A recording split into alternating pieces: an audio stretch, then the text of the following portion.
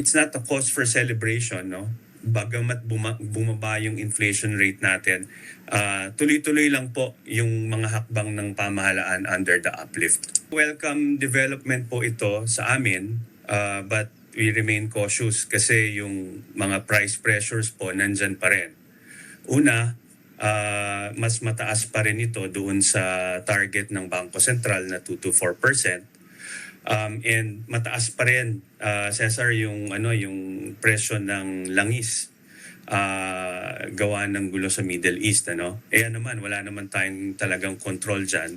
But of course, yung effect niya, yun yung tinatry na i-manage ng gobyerno ngayon. Mataas pa rin tumaas yung presyo ng bigas. That's the second factor. And third, ay yung patuloy na pagtaas pa rin ng kuryente buhat ng generation charges natin.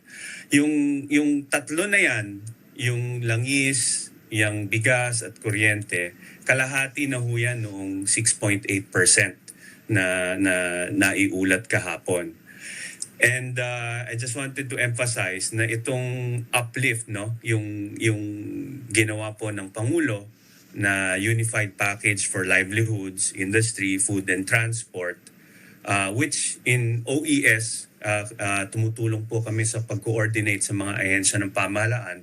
Nakafocus po dito, bukod sa iba pang mga bagay, pero yung tatlong price pressures na yan yung talagang tinututukan natin. Kasi importante po yan kasi ang dyan, yung pagkain, di ba? Yung transportasyon, na malapit po talaga sa mga mamamayan.